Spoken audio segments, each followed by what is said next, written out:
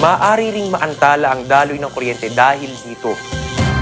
Ang paalalang ito ay mula po sa NGCP. Dahil bakunado na kami, wala na kami pangambang makipagkamustahan. Hindi na kami mag-aalalang lumabas ng bahay. Dahil bakunado na kami magkakaibigan, mas enjoy na tuwing magkikita-kita. Salamat sa bakuna, palatag na ako makapagsisimba. Wala na ding takot tuwing bonding time ng buong pamilya. Res bakuna na para pwede na ulit ang buhay na masaya at walang pangamba. Libre lang magpabakuna. Magtanong kayo sa inyong health center o sa lokal ng pamahalaan.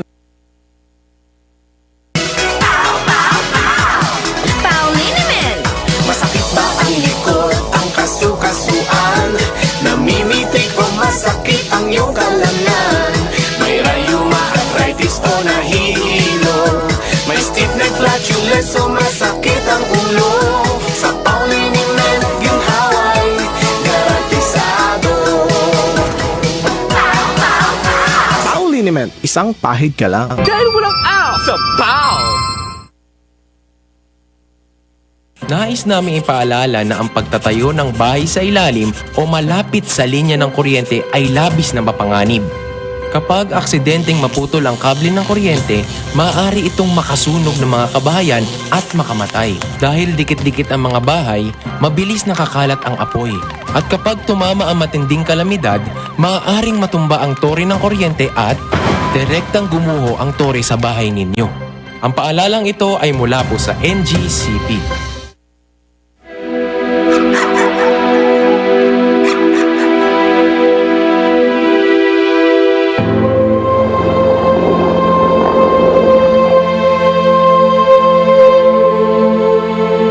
Idol kita, gusto ko maging katulad mo paglaki ko. Ang mga pangarap mo, kayang-kaya nating tuparin dahil lahat na ginagawa natin ay para sa mga kabataang katulad mo.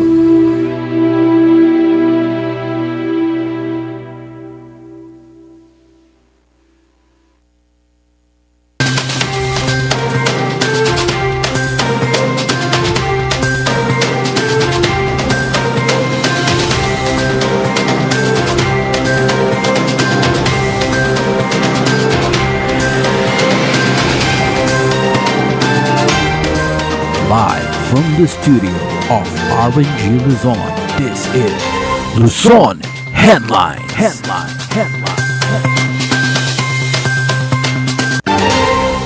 Magandang hapon, North Luzon. Hatid namin ang mga may init na balita.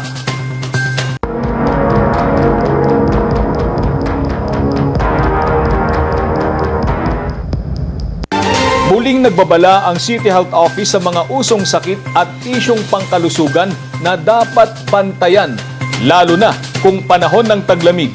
Magbabalita, Jade Abelador. Pansin na ang mas paglamig ng panahon sa Baguio City. Kahapon ng umaga, naitala ang 11.8 degrees Celsius sa lungsod. Bagamat may mga natutuwa sa lamig ng panahon, maaari naman itong magdulot ng masamang epekto sa katawan, lalo na sa mga taong may hypertension. Sa mga normal people kasi okay lang naman. Kung wala naman silang history of hypertension, usually naman nami-maintain ng body natin yung blood pressure, lalo na pag naman. Pero the danger is kung may mga history of hypertension yung mga tao, yun yung medyo talagang at risk, lalo na sa cold season, no? Nagiging narrow kasi yung blood vessels natin, so yun, nagkakos siya ng pag-increase ng blood pressure.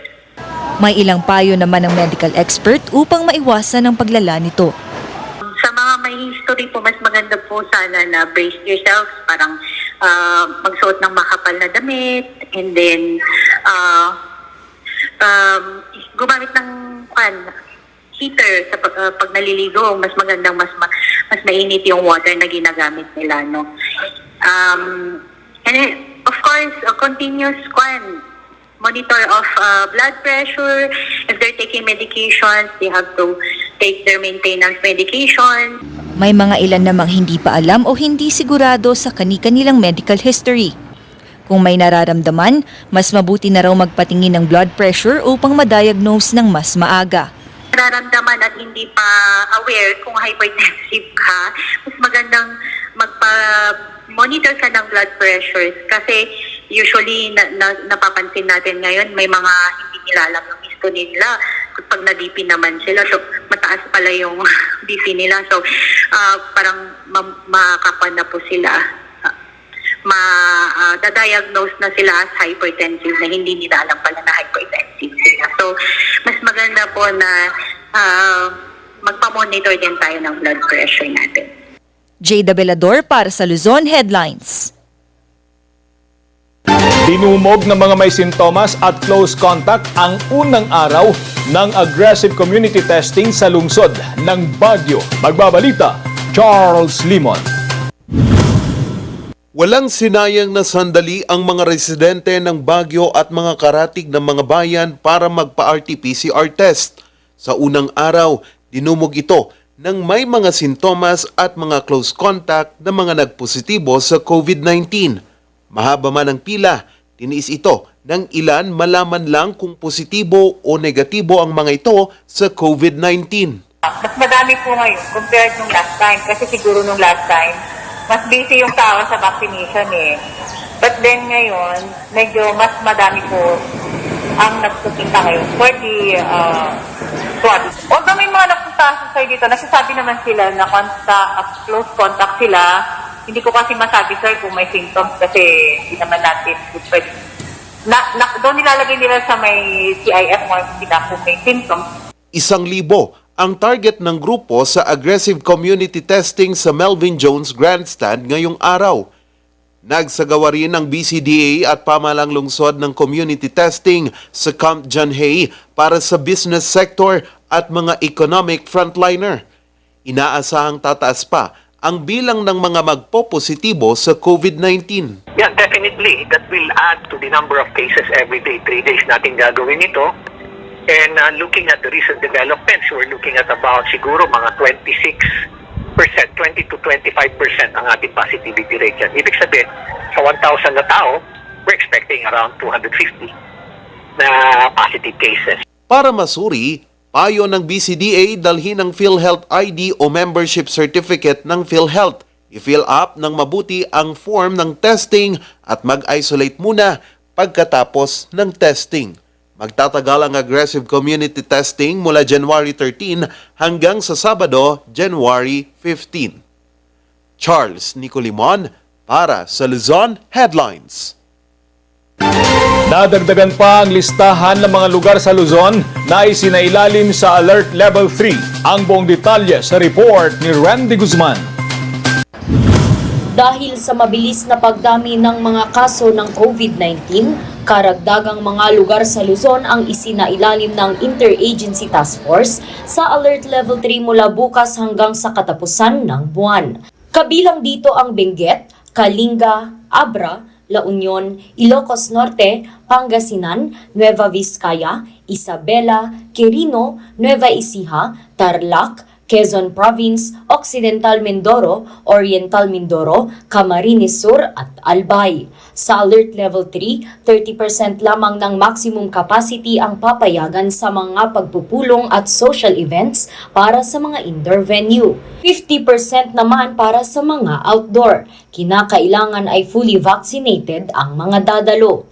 Ganito rin ang papayagang bilang sa mga kainan, sinihan, religious gatherings at tourist attractions. Hindi papayagan ang mga karaoke at indoor entertainment, palaruan ng mga bata at mga contact sports. 60% lamang din ng on-site capacity ang papayagan sa mga government agencies. Samantala, ang mga entry and travel guidelines ay nakadepende sa patakarang ipinapatupad ng bawat lugar. Nakadepende pa sa magiging sitwasyon ng mga kaso kung ma-extend ang pag-iral ng Level 3 pagkatapos ng January 30. Kahapon, nakapagtala ang bansa ng panibagong 32,246 na kaso. 44 ang panibagong bilang ng mga namatay. Aabot naman sa 5,063 ang panibagong recovery. Papalo na sa 300,058,634 ang kabuang COVID cases ng bansa. Randy Guzman para sa Luzon Headlines. Samantala, Binabantayan ng LTFRB Cordillera ang pagsunod ng mga jeepney sa 70% seating capacity. Ito'y matapos maitala ang ilang paglabag. Magbabalik sa report, Charles Limon.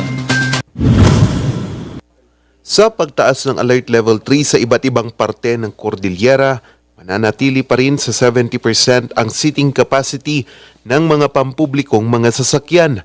Ang mga jeepney, bantay sarado ng LTFRB.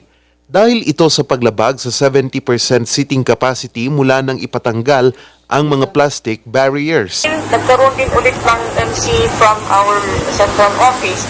Nagtuloy-tuloy pa rin ang pag-conduct ng operations with focus on health protocol. So, daily, from January 2, dire-diretso na may Problema kasi ng ilang jeepney drivers ang pagkukumpulan ng mga pasahero tuwing rush hour.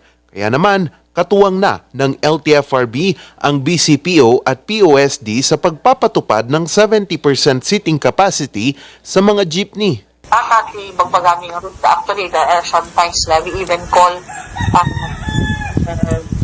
traffic unit. Dahil nga talaga doon magpatulong kami dahil syempre dahil nga effort nga ilikot talaga may magpatlang sa effort. And we acknowledge that konti lang kami. We cannot do it on our own naman talaga, especially during night time. Kasi expect pa nga nagrigat nga, at the times na talaga nga ang PBG Transport Marshals me talagang ibang parada mas nabay sa day ka concern. Ayon sa City Health Services Office, nakapagtala sila ng ilang kaso ng COVID-19 sa transport sector. Nanindigan naman ang LTFRB Cordillera na hindi na kailangang ibalik muli ang mga plastic barriers sa loob ng jeepney. Sapat na raw ang multa at pagpapaalala sa mga drivers at operators. Ang mga jeepney drivers na mahuhuling lalabag sa 70% seating capacity ay magmumulta ng 2,000 pesos at makukumpiska rin ang plaka nito. Charles Nicolimon para sa Luzon Headlines. Suspensyon ng face-to-face class sa Baguio City, inirekomenda. Ang detalye, abangan!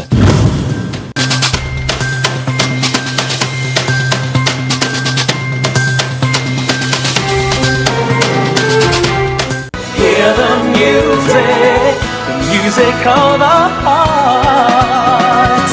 Let all music take you there. The star will take you everywhere, bringing music closer to your heart. The star will take you there. Nais namin ipaalala na ang pagtatayo ng bahay sa ilalim o malapit sa linya ng kuryente ay labis na mapanganib.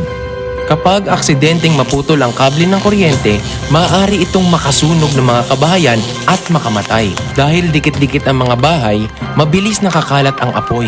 At kapag tumama ang matinding kalamidad, maaaring matumba ang tore ng kuryente at direktang gumuho ang tore sa bahay ninyo. Ang paalalang ito ay mula po sa NGCP.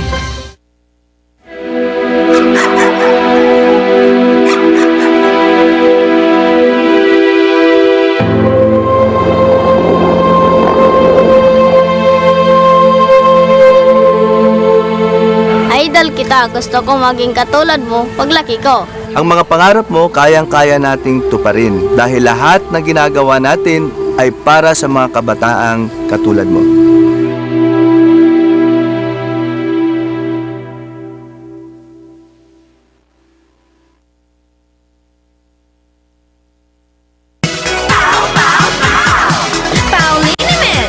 Masakit ba ang likod, ang kasu-kasuan? Namimitig o masakit ang iyong kalamnan? May rayuma, arthritis o nahihilo? May stiff neck, flatulence o masakit ang ulo? Sa Pauliniment, ginhaway, garantisado. Pauliniment, isang pahid ka lang. Dahil walang out sa PAW! Hello, good morning, TJ Home Builders po. TJ Home Builders po? Yes po, sir. Sir, paano po umorder online ng mga hardware supplies? Yes po, sir. Madali lang naman pong mag-order through our Facebook page po. Punta lang po kayo sa facebook.com www.tghomebuilders at i-message nyo na lang po kami doon at meron lang pong sasagot sa inyo. So meron po tayong indoor, outdoor, tsaka meron din po tayong for kitchen, for bathroom, at mga lightings po. Sir, ang TG Home Builders po ay isang tindahan na nag-offer po ng mga finishing material. Easy to install at mas makakatipid po sila ng oras at sa pera po nila. Mas concentrated po kami sa mga modern materials. TG Home Builders! We turn houses into homes!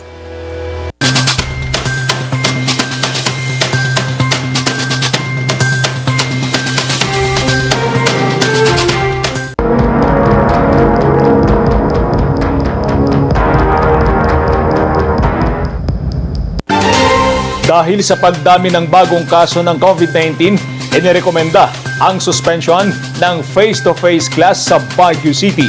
Magbabalita, Jade Abelador. Pinayagan noong nakaraang taon ng face-to-face class sa ilang medical course sa mga universidad sa Baguio. Dahil sa pagsipa ng mga bagong kaso ng COVID-19 sa gitna ng patuloy na banta ng Omicron variant at sa kamakailang pagpopositibo ng mga mag-aaral, inirerekomenda ni Baguio City Mayor Benjamin Magalong ang suspensyon ng mga face-to-face classes. Kung pwede muna, while we are experiencing this surge, kung pwede muna sana isinto muna lahat ng face-to-face classes. Nakatakdang magpulong ang pamahalaang lokal, kinatawang mga universidad at SHED para pag-usapan ang panukala. Una rito, nagpila ng petisyon ng mga nursing student ng isa pang universidad sa Baguio para ipatigil muna ang face-to-face class at hospital duties sa loob ng 2 linggo. Ilan kasing estudyante ang nagkasakit at nagpositibo rin sa COVID-19. So tayo naman, experience natin yung surge as early as before the New Year. So pataas yan. Sabihin na lang natin, count 1.5 months. Siguro, second week or third week of February, makikita natin siguro may downtrend. Hopefully. Hopefully. Jade Abelador para sa Luzon Headlines. Inalmahan naman ang hindi pagprioridad ng Department of Health sa contact tracing sa National Capital Region. Magbabalita, Charles Limon. COVID-19. Experts have recommended and Kinumpirma ni Department of Health Undersecretary Maria Rosario Vergere sa pahayag nito sa media na hindi muna ipraprioridad ng Department of Health ang contact tracing sa National Capital Region dahil daw sa bilis ng pagsipa at paghalo-halo ng contacts ng mga kaso, hindi matitiyak ang mabilis na contact tracing. Ito pong protocols na binibigay natin ngayon, hindi po natin sinasabi na magiging applicable. Like when we say contact tracing, for example, we're saying contact tracing will take a backseat, no? O hindi ho siya priority intervention in areas with high infection rates. Katulad po dito sa NCR, mas mabilis na po ngayon ang infeksyon na kumakalat kesa makapag-contact tracing tayo. And based on epidemiological concepts, hindi na po applicable na magko-contact trace pa tayo pag ganito na po ang transmission and infection rates. As compared to Batanes, for example, wherein we have low cases, contact tracing is still very valuable. Ngayon, yung iba po nating mga pinapatupad katulad ng shortened quarantine and isolation, this will not be area-specific. This is specific to differentiate vaccinated from the unvaccinated because science says na kapag bakunado ka, yung viral load mo mas kakaunti, mas shorter po yung duration na kayo ay infectious. Kaya po natin yan ginagawa. So we are now implementing this across all regions. Pinalagan ito ni contact tracing czar Mayor Magalong. Pero aminado siya kung minsan ay hindi nakakayanan ng mga contact tracers ng bansa ang pag-review sa bawat kasong naitatala kada araw. Isa sa mga rason ay ang pagkatanggal ng mga DILG hard contact tracers at ang mabilis na transmission ng Omicron variant. Pero iba tong Omicron, fourfold. Fourfold. Kumbaga parang times 2, times 3, times 4 ang cases sa mga localities. Kaya talagang ma-overwhelm. Talagang hindi lang double time, triple time ang ating contact tracer. Pero if you look at how efficient is one contact tracer? A contact tracer will only be efficient if it can work on 3 to 4 cases a day.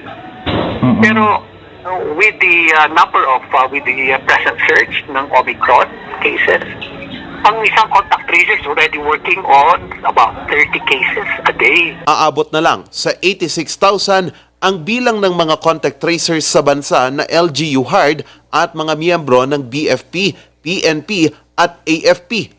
Para hindi mabigatan ang mga contact tracers, ipinag-utos ni Magalong na iprioridad ang close contact ng mga miyembro ng pamilya, trabaho at mga pinuntahan ng pasyente. Pinag-aaralan na ng DILG ang karagdagang budget para sa pag-rehire ng contact tracers para tumulong. Charles Nicolimon para sa Luzon Headlines.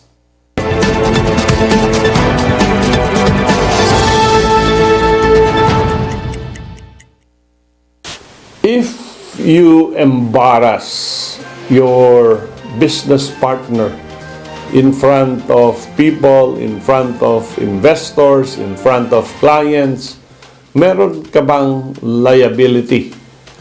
The answer to that is yes, under Article 26 of the new Civil Code.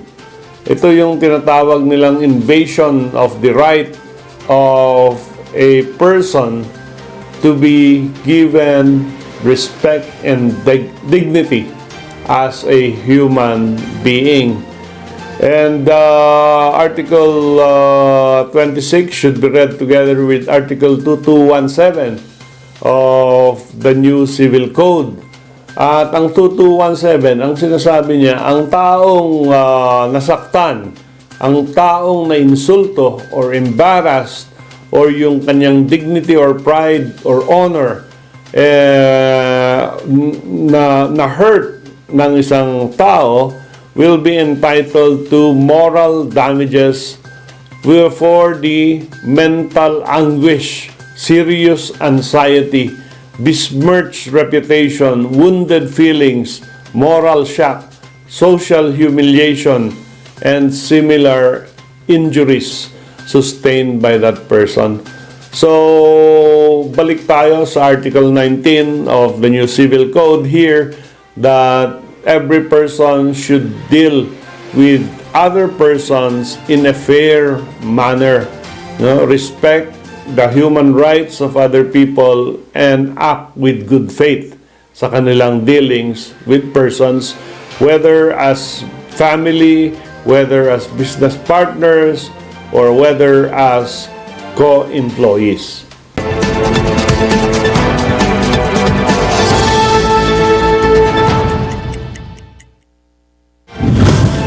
Listahan ng mga lugar sa Luzon na nasa Alert Level 3.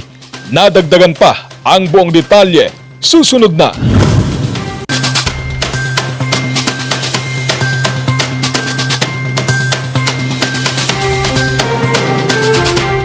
Nais namin ipaalala na ang pagtatayo ng bahay sa ilalim o malapit sa linya ng kuryente ay labis na mapanganib.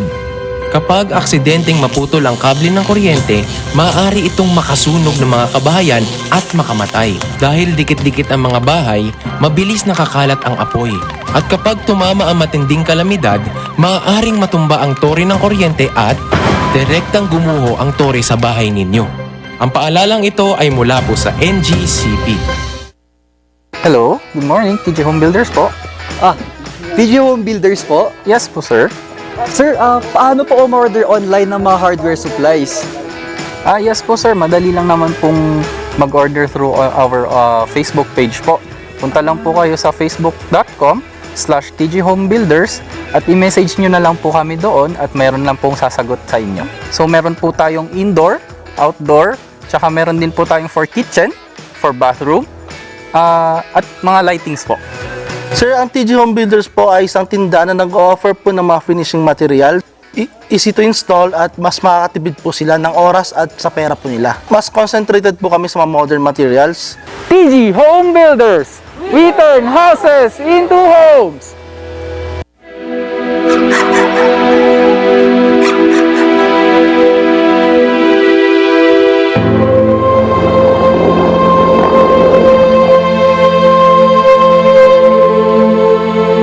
Idol kita, gusto ko maging katulad mo paglaki ko.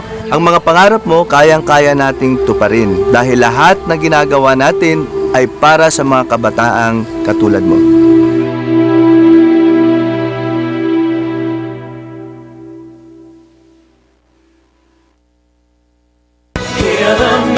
the music of the heart. Let all music take you there. The star will take you everywhere, bringing music closer to your heart. The star will take you there.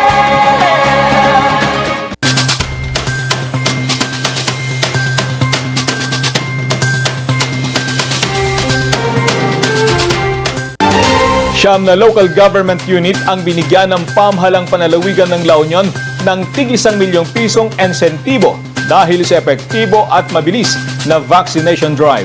Ang kwento hatid ni Jade Abelador. 10 local government units o LGUs ang nakakuha ng tig 1 milyong pisong halaga ng mga programa, proyekto at aktibidad. 50,000 ang laan para sa personal protective equipments o PPEs ng mga frontliners. 6 na po naman ang nakatanggap ng food packs na may kabuoang halaga na 5,000. Isinagawa ito bilang bahagi ng Provincial Government of La Union Vaccination Incentives Program o PGLU-VIP. Layon kasi ng PGLU-VIP na pataasin pa ang vaccination incentives sa probinsya sa pamamagitan ng pagbibigay insentibo sa mga munisipyo na mayroong bakunadong 80% mula sa target na populasyon. Ang mga LGUs na nakatanggap ng 1 milyong halaga ng mga programa, proyekto at aktibidad at 50,000 na halaga naman ng PPEs ay ang Agoo, Bacnotan, Balawan, Bangar, Burgos, Caba, Tubao, San Juan at San Fernando City.